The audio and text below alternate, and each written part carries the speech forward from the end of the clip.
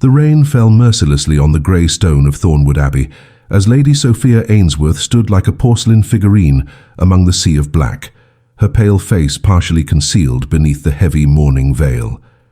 At 25, she had become what society feared most for its young women, a widow, and not just any widow, but the Duchess of Thornwood, suddenly stripped of purpose in the eyes of those who had never truly accepted her. The whispers already circulated among the mourners, carried by the wind and falling rain. What would become of the young Duchess now? The answer was clear in the stern gaze of her mother-in-law, the Dowager Duchess Henrietta, who stood across the grave with ramrod posture despite her advancing years. Sophia would fade into appropriate obscurity, retiring to a country estate where her youth and beauty would wither unseen, as was proper for a wooer, and who had served her purpose in continuing the Thornwood line, albeit unsuccessfully.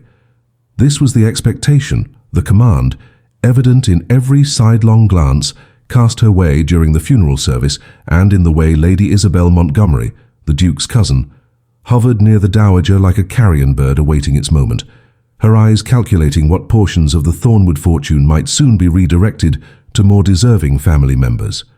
As the last prayers echoed through the ancient family crypt and the assembled nobility began their somber procession back to the carriages, Sophia felt a curious sense of lightness rather than the crushing grief she knew should be overwhelming her. The truth that no one dared speak aloud was that her marriage to the Duke of Thornwood had been nothing more than a business arrangement, her modest family connections and striking beauty exchanged for the prestige and security of a ducal title. For 2 years, she had been nothing more than an ornament on her husband's arm, expected to be grateful for the elevation in status while enduring his indifference and occasional cruelty behind closed doors. Now, as she watched the elaborate mahogany coffin being lowered into the ground, Sophia realized with a start that for the first time since her wedding day, her future was unwritten. Terrifying, yes, but also strangely exhilarating in its uncertainty. The reading of the will the following day brought shockwaves through the wood-panelled study of Thornwood House. Sophia sat with her hands folded in her lap, her expression carefully neutral as Mr. Richard Bennet, the family solicitor, adjusted his spectacles and read the unexpected provisions left by the late Duke. Against all tradition, her husband had left her not merely the standard widow's pension, but control of one of the smaller ducal estates and a surprisingly generous annual allowance, provided she remained unmarried and conducted herself with the dignity befitting a Thornwood widow. There were conditions, of course. There always were in the aristocracy, and the most significant was that Lord Alexander Everett, the Earl of Blackmore, would serve as executor of the estate and oversee the financial distributions. The appointment was met with audible gasps from the assembled family members, as Lord Alexander was known throughout London society as a cold, calculating man whose logical business mind had doubled his already substantial inheritance, and who had inexplicably been one of the few friends of the late Duke. The Dowager Duchess's face contorted with barely controlled rage as the final terms were read, her voice cutting through the momentary silence that followed. "This is most irregular, Mr. Bennet. Surely my son did not intend for a young woman with no experience in such matters to have any real control. Lord Alexander will naturally make all decisions regarding the estates." Her eyes, cold as winter frost, swept dismissively over Sophia, as though she were a particularly disappointing piece of furniture. Lady Isabel nodded vigorously beside her, her lips pursed in apparent concern that poorly masked the calculation behind her eyes. Yet neither woman's disapproval could diminish the slow bloom of possibility unfurling in Sophia's mind. A small measure of independence had just been placed within her grasp, and despite the watchful supervision that would come with it, it represented something she had never truly possessed: choice. It was then that Lord Alexander spoke for the first time, his deep voice resonating through the room as he stood by the window, his tall frame silhouetted against the grey London sky. Unlike the others, he had been watching Sophia carefully throughout the reading, his expression inscrutable behind eyes the colour of storm clouds. "The late Duke's wishes were quite specific, Your Grace," he addressed the Dowager with formal precision, "and while I will indeed oversee the financial matters as executor, Lady Sophia has been granted considerable latitude in how she chooses to manage Briarwood Cottage and its surrounding lands. His gaze met Sophia's directly then, and for a brief moment she thought she detected something unexpected in his otherwise impassive expression. Curiosity, perhaps, or challenge. "I suspect we will all be quite interested to see what choices the young Duchess makes with her newfound circumstances." As the family filed out of the study, expressions ranging from outrage to pity painted across aristocratic features, Sophia remained seated, her mind racing with possibilities that had never before been within her reach. The mantle of widowhood that society expected to shroud her in perpetual grief and invisibility might instead become a cloak of unexpected freedom. At 25, when everyone expected her to disappear, Lady Sophia Ainsworth realized that for the first time in her life, she had the power to decide exactly who she wanted to be in the world, and the thought was as intoxicating as it was terrifying. 3 months after the funeral, Briarwood Cottage had undergone a transformation as dramatic as its mistress. The cottage, in reality, a substantial manor house nestled among rolling hills some 20 miles outside London, had been abandoned for years, its gardens overgrown and its rooms draped in dust cloths like shrouded ghosts of a forgotten past. Now, however, the estate hummed with activity as workers repaired the roof, cleared the grounds, and breathed life back into what had been merely another forgotten asset in the vast Thornwood holdings.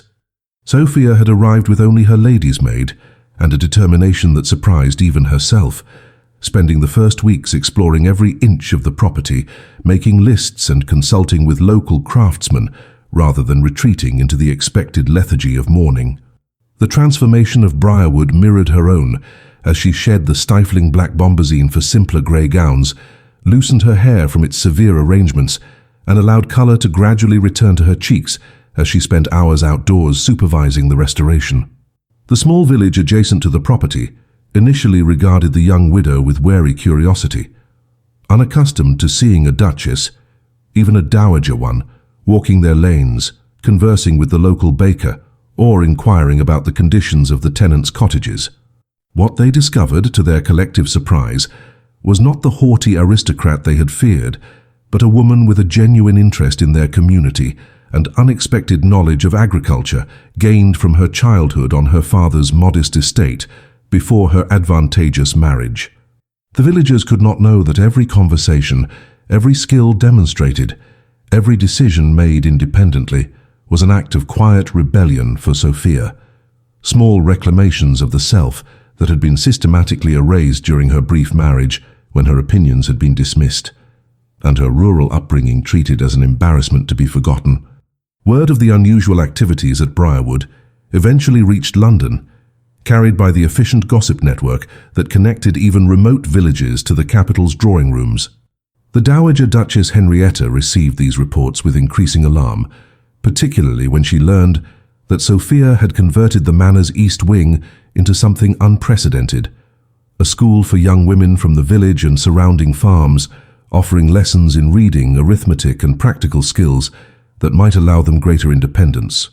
What had begun as simple reading lessons for the housekeeper's daughter had expanded into a modest but revolutionary enterprise, with Sophia herself teaching alongside a retired schoolmaster she had convinced to join her cause. This was not the behavior of a proper widow, particularly one who should be prostrate with grief.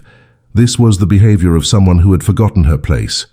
In response to the growing scandal, Lord Alexander Everett found himself dispatched to Briarwood, ostensibly to review the estate's accounts, as was his duty as executor, but with the unspoken mission of bringing the wayward Duchess to heel. He arrived unannounced one autumn afternoon, his imposing figure causing immediate consternation among the staff, who scrambled to prepare suitable accommodations for such an important visitor. Sophia, however, was oblivious to his arrival, having spent the day in the makeshift classroom and then retreating to the newly restored gardens, where she sat on a stone bench with account books spread around her, a pencil tucked behind her ear, and smudges of dirt on her grey walking dress from earlier inspections of the new plantings. Alexander paused at the garden gate, struck by how different she appeared from the silent porcelain doll, who had stood by the Duke's side at society functions, or even the composed young widow at the funeral. This woman with flushed cheeks, practical clothing, and evident absorption in her work was unrecognizable as the ornamental duchess his friend had married. As she looked up and noticed him, her expression shifting from surprise to wariness, Alexander realized this visit would not proceed as the simple matter of financial oversight and gentle correction he had anticipated. The young widow had clearly decided who she wanted to be in the world, and that person bore little resemblance to the demure, invisible figure society had expected her to become. "Lord Alexander?" Sophia rose to her feet, hastily gathering the scattered papers, her surprise quickly masked behind a polite if wary smile. The estate ledgers revealed far more about her plans than she had intended anyone from London society to discover so soon. Though she had expected his eventual visit as executor, she had hoped for more time to establish her projects before facing the scrutiny of the man who controlled her financial independence. He cut an imposing figure against the autumn landscape, his tall frame accentuated by impeccable tailoring, his expression unreadable as storm-grey eyes assessed the changes to Briarwood. Unlike the fashionable gentlemen of the ton with their elaborate waistcoats and excessive cologne, Lord Alexander maintained an austere elegance that somehow made others appear overdressed by comparison. Despite having been present at numerous society functions during her marriage, Sophia realized she knew almost nothing about him beyond his reputation for ruthless business acumen and his unexpected friendship with her late husband. Their awkward introduction gave way to an even more uncomfortable dinner, where Sophia found herself defending decisions she had never expected to justify. "The school is a modest beginning," she explained as they sat in the newly refurbished dining room, smaller and more intimate than the grand formal spaces of Thornwood House. "Most of these girls would otherwise receive no education at all. Is it not better they learn basic arithmetic to avoid being cheated at market, or reading to understand contracts affecting their families?" Her voice grew more animated as she spoke of her students, the blacksmith's daughter with a remarkable head for figures, the shy farmer's girl who had blossomed when discovering poetry. Alexander listened without interrupting, his expression revealing nothing as he methodically worked through each course, occasionally making notations in a small leather notebook. His silence was more unnerving than outright opposition, each scratch of his pencil making Sophia increasingly conscious of how radical her modest school must appear to someone embedded in London's conservative society. When he finally spoke, his response was not what she expected.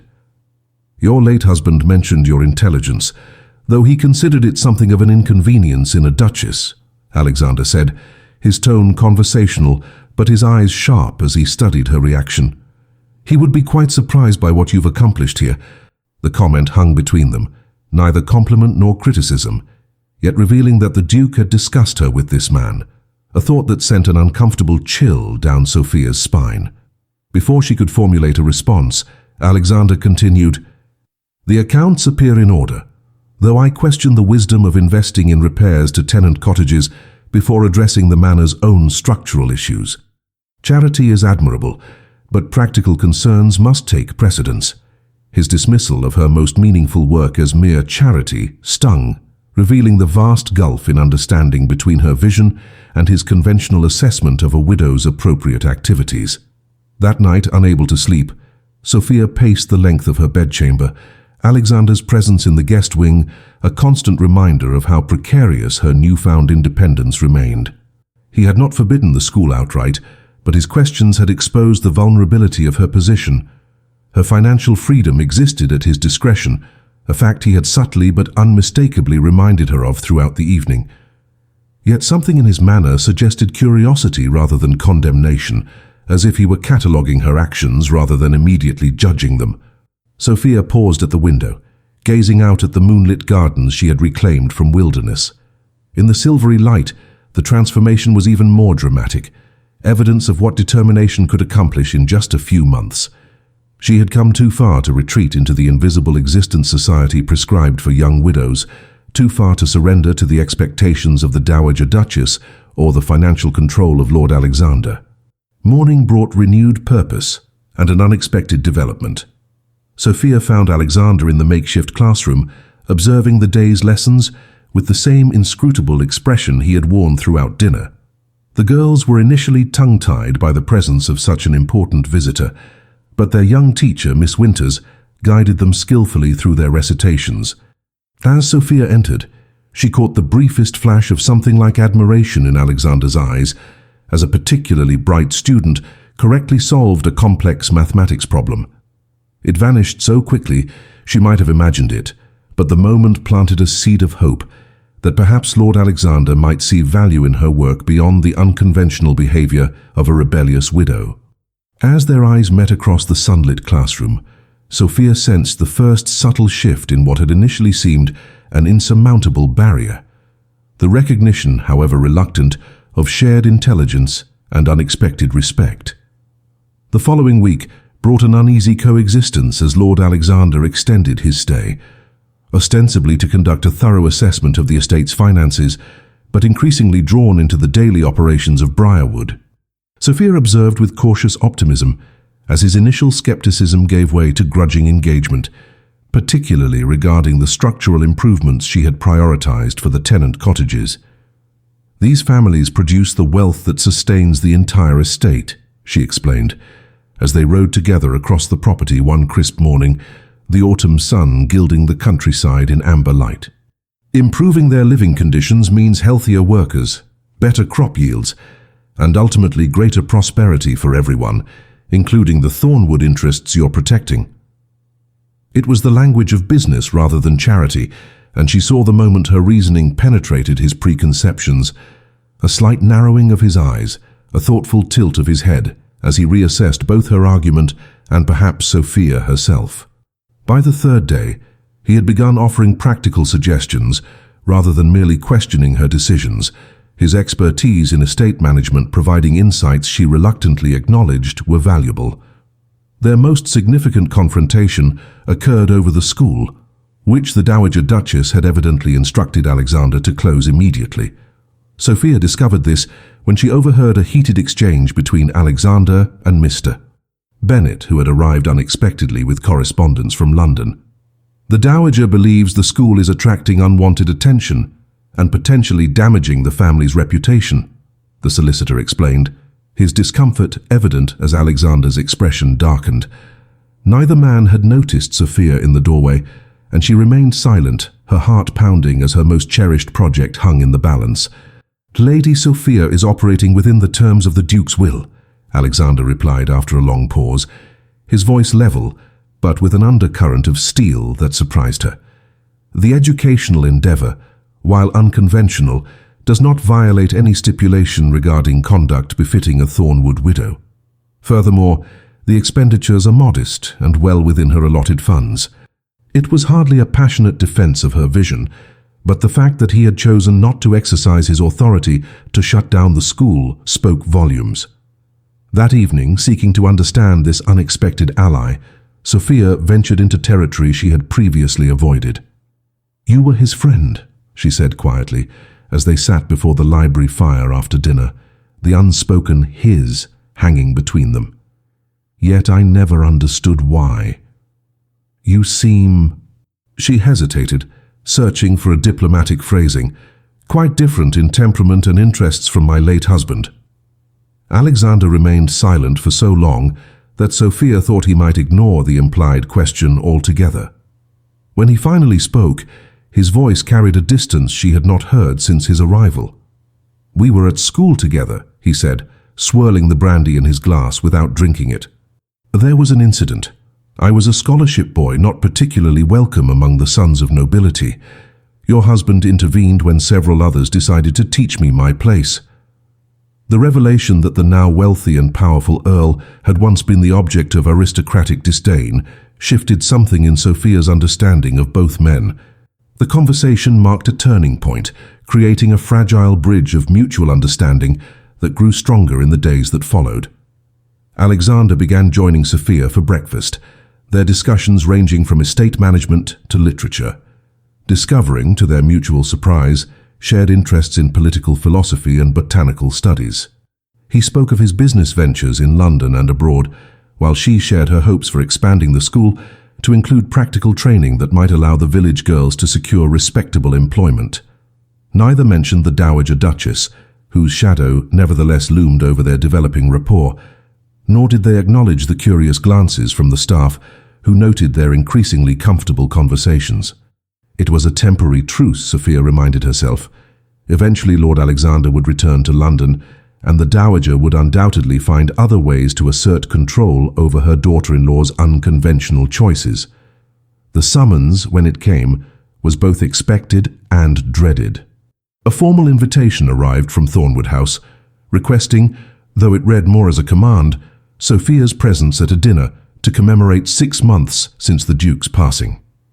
Alexander delivered the thick cream envelope personally, finding Sophia in the garden where she had been planting bulbs alongside the village women she had hired as additional staff. "Oh, you must attend," he said without preamble, his expression serious as she wiped soil from her hands to accept the invitation. "The Dowager is gathering the extended family and important connections. Your absence would be remarked upon and used against you." His concern seemed genuine, though Sophia wondered whether it was for her welfare or simply to avoid complications in his role as executor. Either way, the prospect of returning to London society, of facing the pitying glances and whispered speculation about her retreat to Briarwood, filled her with dread. "Will you be there?" she asked, surprised by how much the answer mattered. Something flickered behind his grey eyes, regret perhaps, or resignation. "I have business abroad and sail for Amsterdam the day before.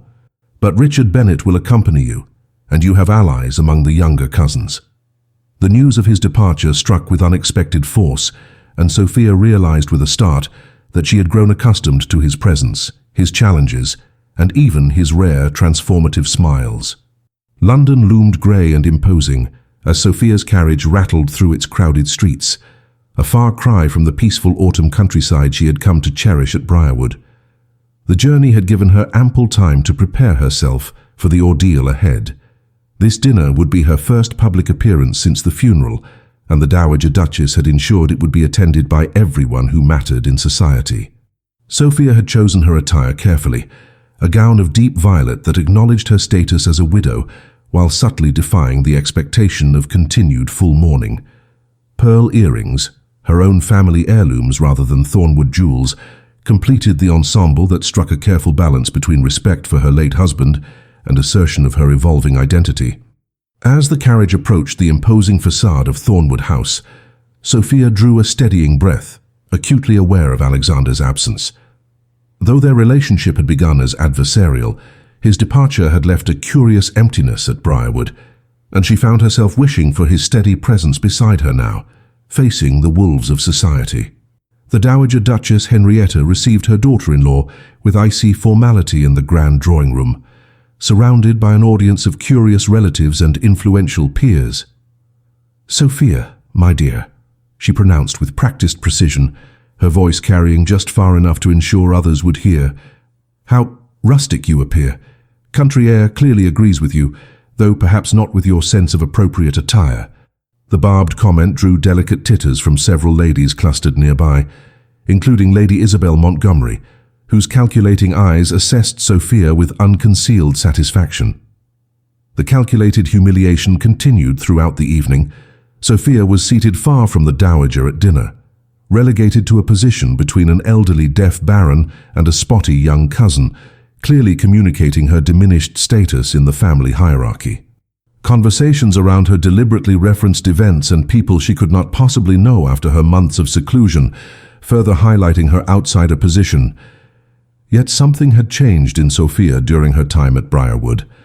Where once such treatment would have left her silent and wounded, now she found herself responding with a quiet dignity that gradually drew notice. When asked condescendingly about her little hobby in the country, she spoke eloquently about educational philosophy and the practical benefits of literacy for improving community prosperity, leaving several gentlemen blinking in surprise at her articulate understanding of economic principles. When Lady Isabel made a particularly cutting remark about widows who forget their place, Sophia met her gaze directly and replied with a serene smile, "How fortunate then that my late husband specifically provided for my place to be at Briarwood, where I might make myself useful rather than merely decorative. The retort, delivered without heat but with unmistakable clarity, momentarily silenced the younger woman and earned an appraising look from several of the older gentlemen present. The evening's true battle commenced after dinner, when the dowager cornered Sophia in a moment of relative privacy near the music room. "This charade has gone on long enough," Henrietta declared, her voice low but venomous. "Your behavior at Briarwood is becoming an embarrassment. A school for common girls? Socializing with villagers? You were married to a duke, not a country squire with progressive notions." Her thin fingers closed around Sophia's wrist with surprising strength. "I have written to Lord Alexander requesting an immediate review of your allowance. Such funds were intended for maintaining appropriate dignity, not funding your misguided charitable experiments." The threat struck at the heart of Sophia's newfound purpose, but instead of the fear the dowager clearly expected to instill, Sophia felt a surprising, calm determination rise within her. "The terms of the will are quite specific, Your Grace," she replied, gently but firmly removing her arm from the older woman's grasp. "And Lord Alexander has already conducted his review. The school continues with his knowledge, and within the financial parameters established by your son." The confrontation was interrupted by the arrival of Mr. Bennet, whose timely appearance suggested he might have been observing from nearby. "Lady Sophia," he said with a formal bow, "forgive my intrusion, but I've just received correspondence from Lord Alexander that requires your immediate attention." He offered an envelope bearing Alexander's seal, which Sophia accepted with a mixture of curiosity and relief at the interruption. The dowager's eyes narrowed at this development, but proper society manners prevented her from demanding to see the contents of the private communication. As Sophia broke the seal and scanned the brief message inside, she felt a surge of something like triumph. "It appears," she said, carefully controlling her expression, "that Lord Alexander has not only approved my proposed expansion of the school, but has personally arranged for additional funding through his own charitable foundation." The information was genuine. The letter detailed exactly that, but the timing of its delivery seemed almost too perfect, as if Alexander had anticipated this very confrontation and armed Sophia accordingly. As she met the dowager's furious gaze with newfound confidence, Sophia realized that her battle for independence had gained an unexpected and powerful ally, one whose absence she felt more keenly with each passing day. Winter descended upon Briarwood with crystalline beauty, transforming the estate into a landscape of pristine white, broken only by the smoke curling from cottage chimneys and the laughter of children sledding on gentle slopes. 3 months had passed since the contentious dinner at Thornwood House, and Sophia had returned to her rural sanctuary with renewed determination, fortified by the tacit support of Lord Alexander evidenced in his timely letter. The school had flourished, expanding to include a small but growing library donated by supporters who had heard of the endeavour through Mr. Bennet's discreet networking in London. Sophia had received no further summons from the Dowager Duchess, though occasional reports reached her of the older woman's continued disapproval. More surprising was the silence from Lord Alexander himself. Beyond the business correspondence regarding estate matters, handled primarily through his secretary, there had been no personal communication since his departure for Amsterdam. Sophia told herself this was entirely appropriate. Their relationship was, after all, merely that of executor and ward. Yet on quiet evenings by the fire, she found her thoughts returning to their conversations in this very library, to the rare moments when his guard had lowered enough to reveal glimpses of the man behind the formidable reputation. The news, when it finally came, arrived with the first early spring thaw. "Lord Alexander has returned to England," Mr. Bennet informed her during his monthly visit to review the estate accounts. "There are rumours of trouble with his investments in the Netherlands, nothing confirmed, you understand, but the exchange is abuzz with speculation." The solicitor's careful phrasing suggested more serious concerns than he was willing to articulate directly. Sophia found herself unexpectedly troubled by this information, remembering Alexander's meticulous attention to business details. "Is there anything we should be concerned about regarding the Thornwood Trust?" she asked, thinking practically about the potential impact on her projects and independence. Bennet hesitated before responding, his usual professional detachment momentarily slipping.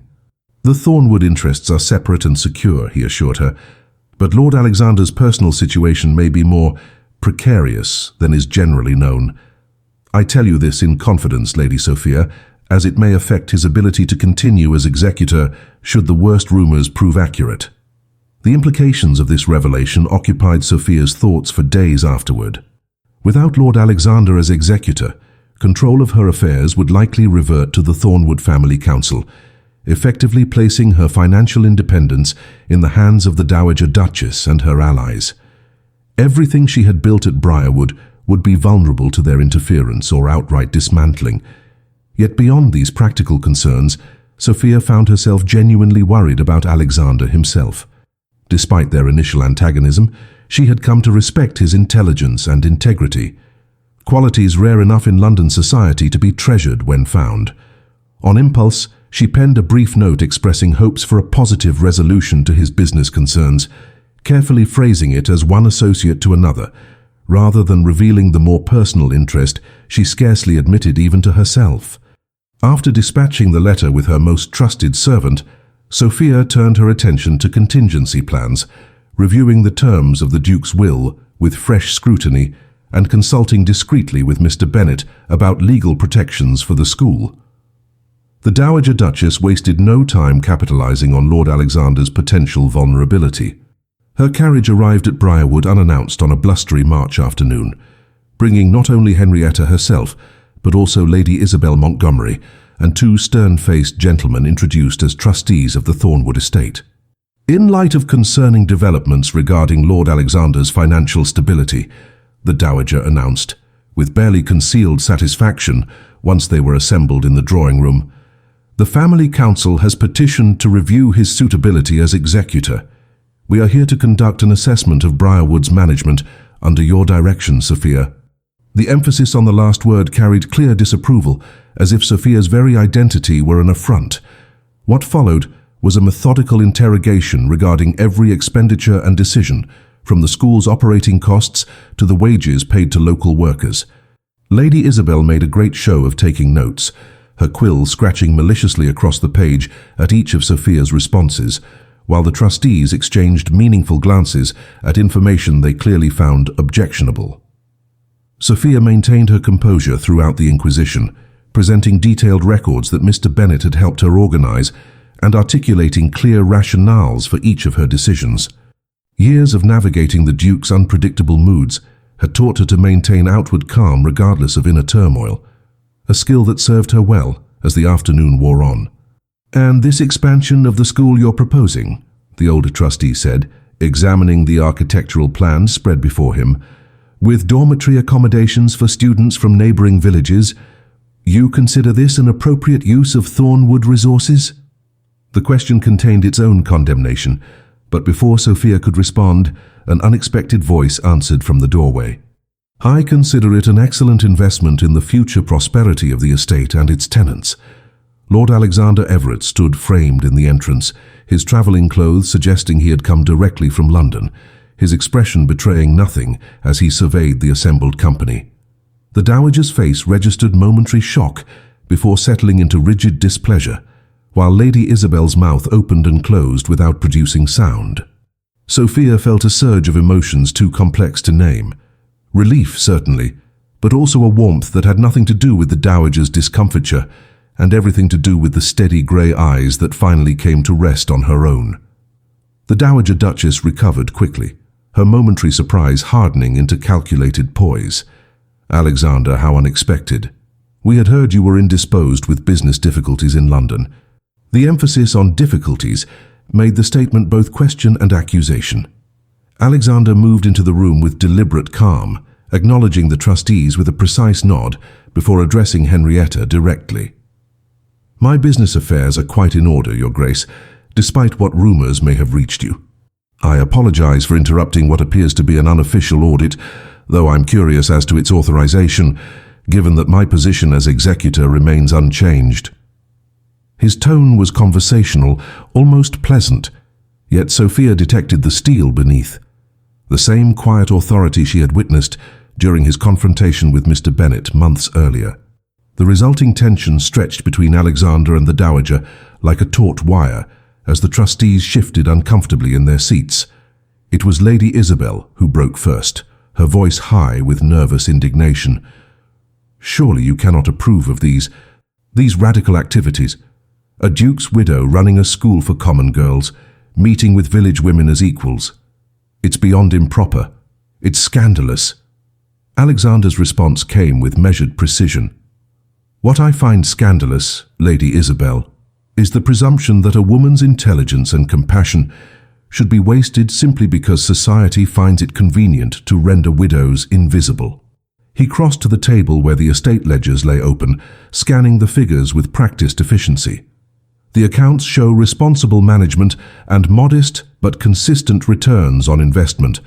The tenant cottages have been improved at minimal expense, resulting in healthier workers and better productivity. The school costs little yet provides substantial benefits to the community, including goodwill that money cannot purchase. Each statement struck like a blade against the dowager's case, all the more effective for being delivered not as emotional defense, but as cold business assessment. Alexander turned finally to face the trustees directly. "Gentlemen, as executor of the Thornwood estate and guardian of its interests, I see no cause for concern regarding Lady Sophia's management of Briarwood.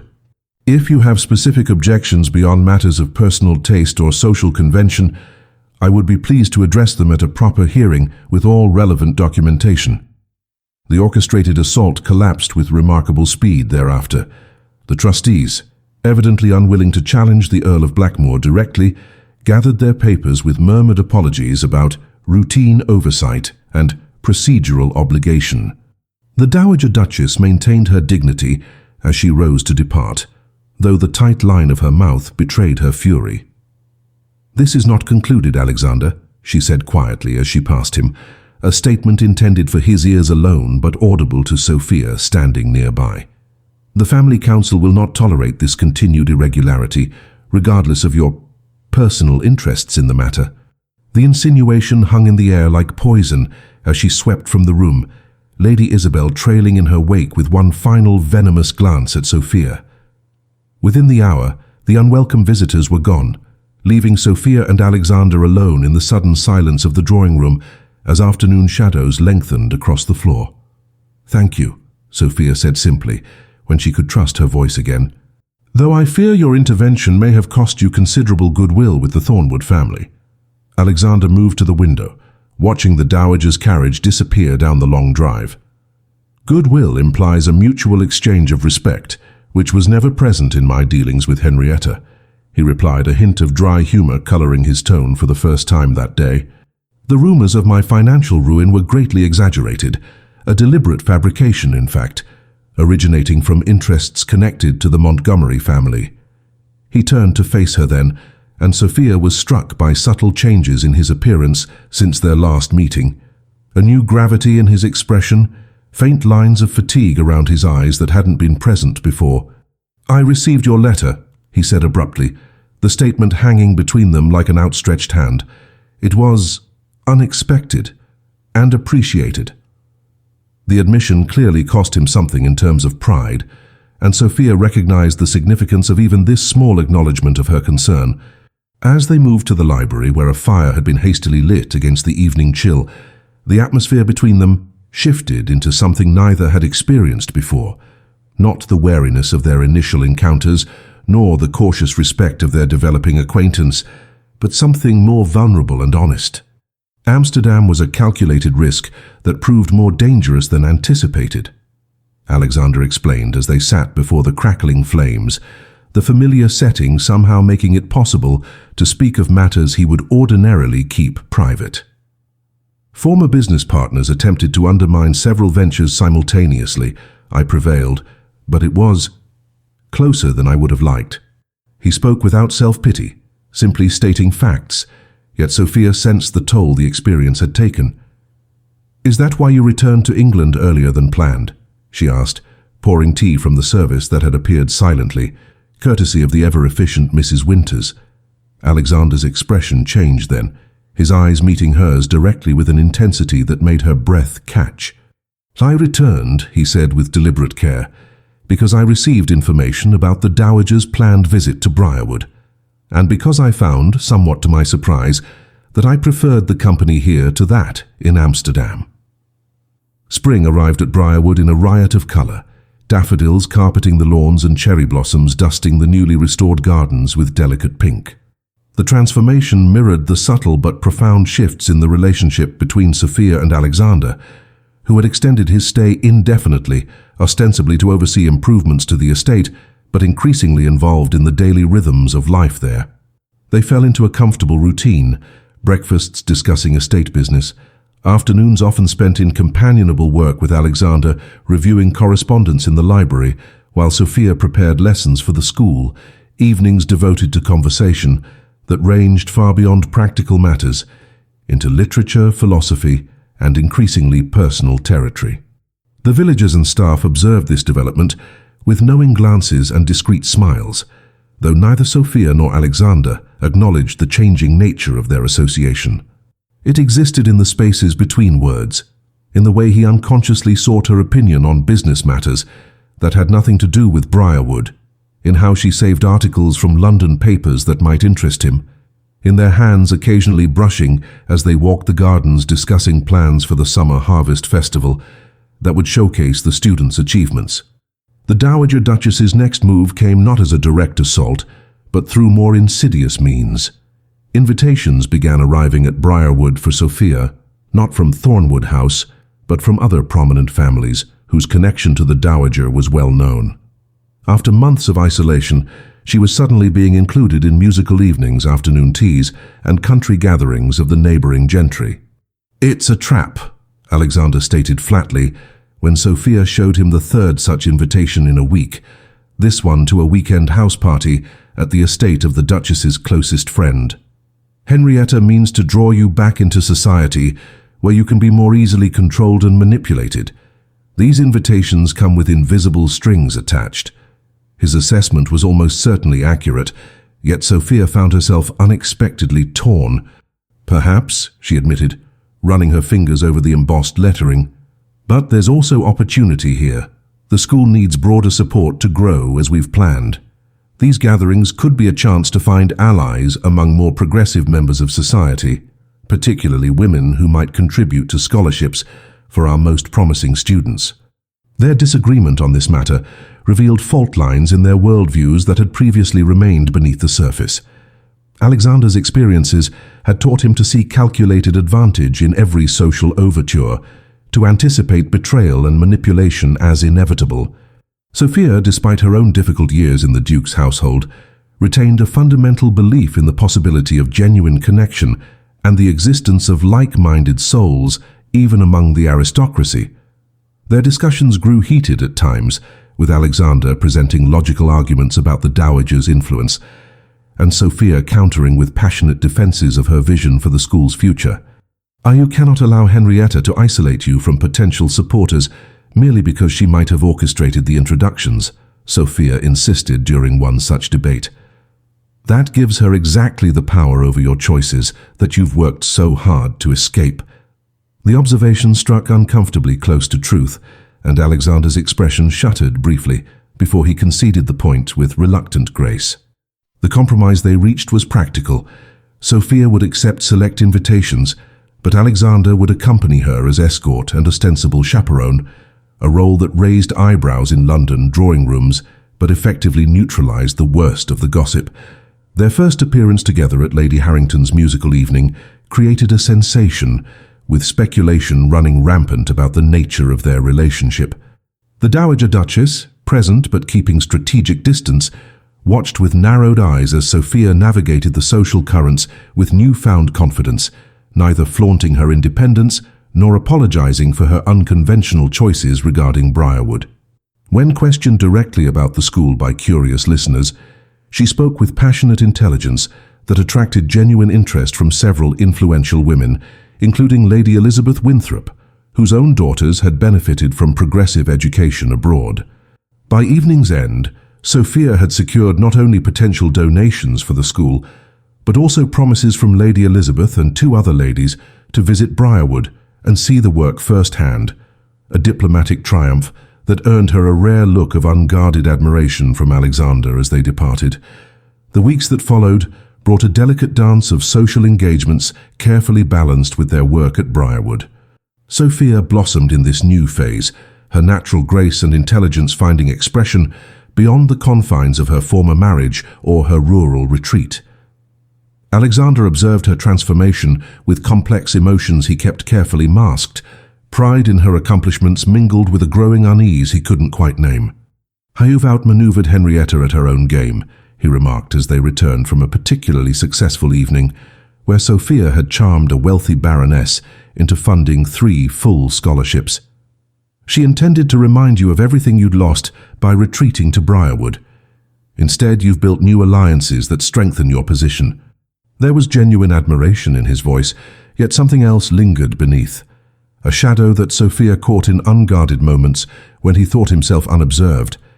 It wasn't until Lady Elizabeth's visit to the school, watching Alexander interact awkwardly but earnestly with the students, that Sophia began to understand. What she had interpreted as reserved approval for her social success was actually fear. Fear that as she reclaimed her place in society, however transformed, she might outgrow the quiet life they had built together at Briarwood, and perhaps outgrow her need for him as well. The annual midsummer ball at Thornwood House arrived like an approaching storm, impossible to avoid and potentially devastating in its consequences.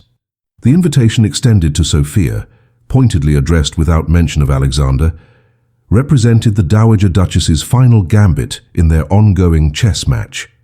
As the social event of the season, attendance was virtually obligatory for anyone claiming position in society, and Sophia's absence would be interpreted as either a hostile gesture toward the Thornwood family or an admission of defeat. "You must go," Alexander stated firmly as they discussed the matter in the Briarwood gardens, the June roses in full bloom around them, creating an incongruously beautiful setting for such a fraught conversation. "Henrietta has orchestrated this deliberately. The entire aristocracy will be present, and she intends to force a public reckoning." His expression was grave, the weight of unspoken concerns evident in the tension of his shoulders. "She has arranged for announcements at the ball, the formal engagement of Lady Isabel to Lord Pembroke, and more significantly, the restructuring of the Thornwood trusts that would place Briarwood directly under family council control rather than individual executorship." The revelation struck Sophia with physical force, the implications immediately clear. Without Alexander as executor, everything she had built would be vulnerable. The school, the improved tenant cottages, the community she had nurtured from neglect into thriving prosperity. "She cannot simply remove you as executor," Sophia protested, though her voice lacked conviction. The Dowager's influence extended through the highest levels of society, her connections reaching into government circles that controlled legal appointments and trust regulations. Alexander's expression confirmed her fears. The family council has significant support among the trustees. With the right pressure applied, they could petition for a review of the executorship, citing my prolonged presence at Briarwood as evidence of impropriety or conflict of interest. The word hung between them, acknowledging for the first time the personal dimension that had developed alongside their professional association. Alexander continued with deliberate formality, as if distance might make the situation more bearable. "Your attendance at the ball is necessary to demonstrate continued connection to the Thornwood family. I will remain here to avoid providing additional ammunition for Henrietta's insinuations." The week before the ball passed in tense preparation, with Sophia feeling increasingly as though she were arming for battle rather than a social engagement. The gown she selected, a deep emerald silk that acknowledged her emergence from full mourning while maintaining appropriate dignity, was both shield and statement of intent. No longer the demure, invisible widow, she would face the Dowager as the woman she had become. Educated, purposeful, and unwilling to surrender her hard-won independence. Alexander grew increasingly withdrawn as the day approached, burying himself in estate business and correspondence, their easy companionship giving way to formal politeness that left an ache in Sophia's chest more painful than she could have anticipated.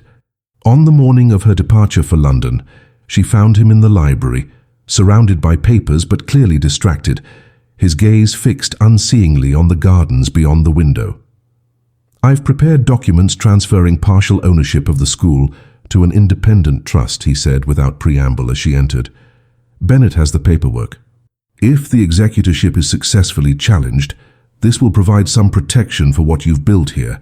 The gesture was both practical and profoundly personal, Alexander attempting to safeguard what mattered most to her, even at potential cost to his own interests. The ball itself was everything Sophia had dreaded, and more, a dazzling display of wealth and privilege designed to remind her of her precarious position in this world. The Dowager had arranged the grand ballroom of Thornwood House with calculated splendor, crystal chandeliers casting prismatic light over the assembled aristocracy dressed in their finest. Sophia's entrance caused a momentary lull in conversation, curious glances and whispers following her progress as she moved with deliberate grace through the crowd. Lady Isabel and her newly announced fiancé held court near the Dowager, their triumphant smiles suggesting victory already achieved. Yet Sophia found unexpected allies among the guests. Lady Elizabeth Winthrop approached immediately to greet her warmly, introducing her to several influential friends with genuine respect. The patronesses who had visited the school sought her out, creating a small but significant circle of support that did not go unnoticed by the Dowager, whose expression grew increasingly brittle as the evening progressed.